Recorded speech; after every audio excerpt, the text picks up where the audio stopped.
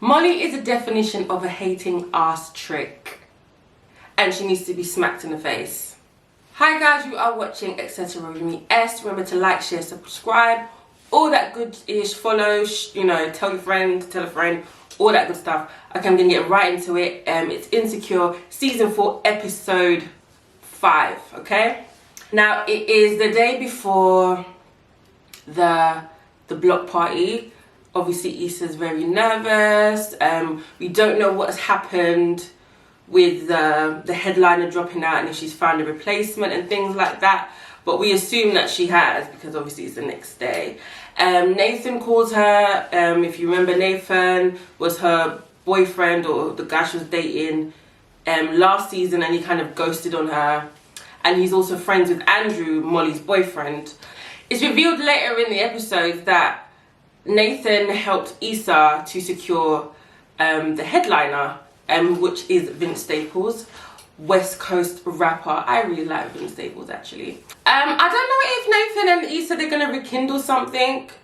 To my knowledge, I don't think that they've actually physically seen each other until this episode, since last season.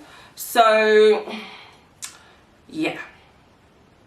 We gonna see. I don't know. Nathan's fine as fuck though, but I don't see it for him and Issa. Molly and Andrew, they're getting ready for Issa's block party, and Molly, being the hating ass hoe she is, was like, oh, I mean, what do you even wear to one of these things? Oh, maybe we shouldn't even go. Like, me and Issa are not even in a good place. Blah, blah, blah. And Andrew's like, well, okay, let's not go then. And she's like, what do you mean we have to go? That's my best friend, blah, blah, blah. I just want to say that obviously this is just a TV show, and Issa's a real person, but she, the character of Issa is not real, even though it's loosely based on Issa Rae. I still feel like we've gone through a journey with Issa. When we first saw her, she was in a job that she didn't like as much as she liked the message behind. Is it we gotcha or whatever? Silly name. Anyway, it wasn't fulfilling. It wasn't what she wanted to do. And, this block party coming to fruition is just, I don't know, it sparked something in me as well. Because sometimes you just think, I actually cannot do this, or I can't branch out. And she's done that, and you've gone through that journey with her. This growth and this increasing confidence. I bet now Issa feels that she can do anything. So the block party begins.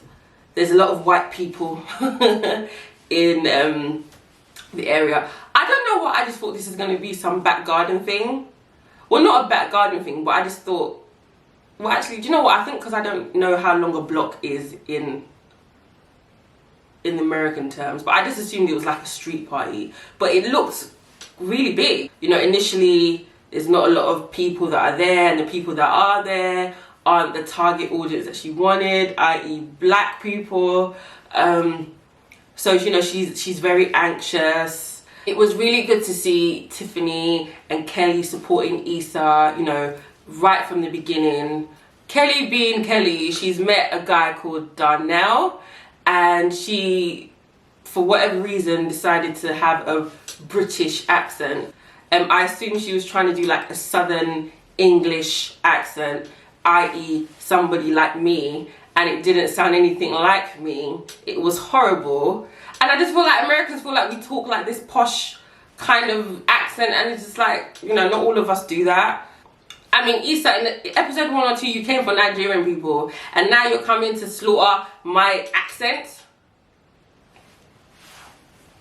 And also Tiffany, this is probably her first outing out after having a baby, and it's kind of implied, alluded to, that she is kind of struggling with motherhood, and this was basically an opportunity for her to act like she did before she became a parent. But there's it seems to allude that she might have some postpartum, difficulties, depression, or something like that. And can I just say, the block party turned out amazing.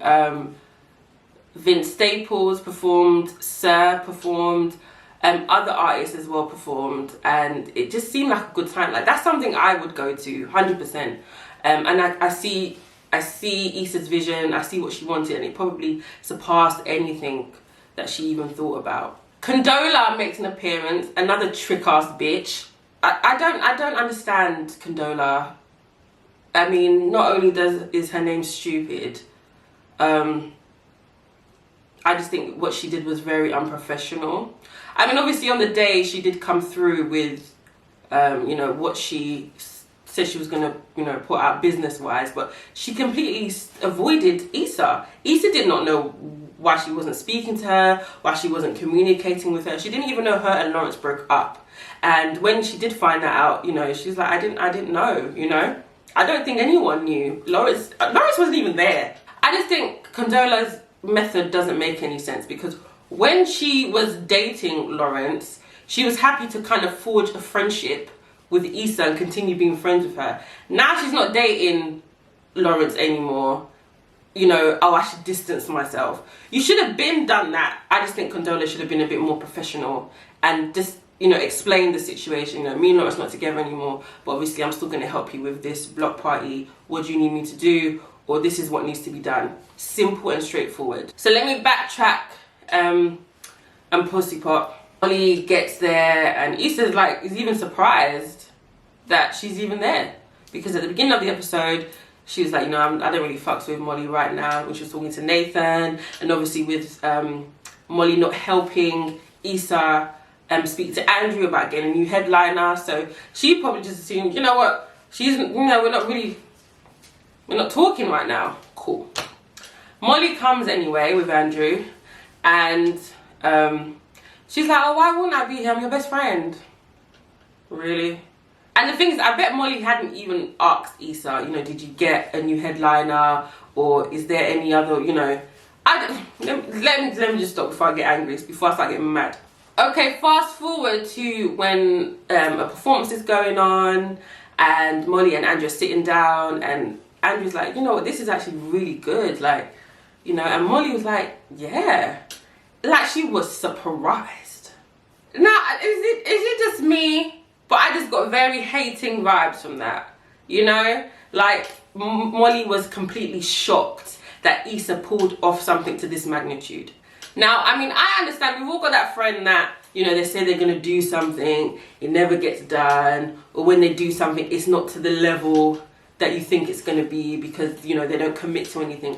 I get that. However, Molly saw how much this meant to Issa, but she just assumed it was another one of Issa's stop and start projects, or, you know, something that was going to be subpar. Like I said, like maybe just at some garden party, or like, you know, some garage and there's a stage or something like that. But, you know, it looks very professional. It looks very good. And Andrew was like, you know, you see, this for her to do this, it must have taken a lot out of her. It must have taken a lot of her time, a lot of her energy. That's probably why she wasn't, as you two weren't as close as you were before, because she has so much on her mind. And he even reminded her, like, you know, there was a time that you were swamped with work and you didn't have time for me, you know. I think Molly was like, oh yeah, you know. And you know, I like Andrew. Andrew chats sense. I like him. And he knows how to check Molly, which I like. So later on in the episode, Molly is standing by Issa, and it's still quite awkward. And it, you know, they kind of break the ice when they're dancing to this particular song, the wobble or the wobbly. I don't know what it is, but it's a dance that all of them seem to be doing. Then it's the end of the night, and Vince Staples' manager comes up to Andrew, and they have a little conversation, and it's revealed that, you know what, Nathan is the one that hooked Issa up by speaking to Andrew to get Vince Staples. And Molly decides to allow madness to reign. I just don't understand. It's as if she's mad. I just don't understand. And Andrew was like, I didn't think it would be an issue by me helping out your best friend. And Molly walks off, storms off. She confronts Issa at, you know, the end of her event, after Issa's probably on a high because of, you know, the event went so well and everyone had a great time. And, you know, she confronts her and kind of like, why did you go behind my back? I told you I didn't want Andrew to help you, you know, like I wanted to create boundaries. And that, do you know what, I understand where Molly was coming from, saying that she wanted to keep her relationship, keep her friendships a bit separate, you know, she's trying to take this seriously. As I said before, this seems to be Molly's first proper relationship, so she's, you know, she's putting her all into it. It's like she's counting on this to work. So Issa being, you know, the fuck up or the screw up, she doesn't want Molly doesn't want Issa to basically mess up her relationship. That's basically why she didn't help her. And the fact that they're not on good terms as well. She was being petty. Let's just call a spade a spade. So the fact that Andrew helped her anyway in another way was just like, why did you help her? Like, she was supposed to fail. That's what I got from it. Issa was desperate. So of course in desperate times she's going to do what she needs to do. You saw how big of an event it is. Just imagine Vince Staples didn't show up, or there was no headliner. It would have just been, you know, a summer day at Little Ilford Park or something like that basic. Then Molly goes on talking about how she, you know, she did it because she wanted boundaries. But let's just call a spade a spade. You just didn't want her to do well. It's like you wanted to punish Issa for, you know, the fact that your relationship isn't where it used to be, and the fact that, you know, she's always the screw up. You wanted her to learn her lesson. It almost came to blows, and Andrew was probably thinking, well, what nonsense is this? Because that's what I was thinking. That would have really put me off Molly if I saw, if Molly was my girlfriend and she was doing that shit. It doesn't make sense. It's like you don't want her to be happy. It's like you want her to be happy or succeed, but just not to a level higher than you, or higher than you thought that she could achieve. And I don't think that's a good friend. To me, that's a definition of a trick. Yeah, but guys, that was basically the episode, really. I'm looking forward to next week, as I always am. And yeah, guys, make sure you like, subscribe, share, all that good stuff. And I'll see you for the next review. Bye.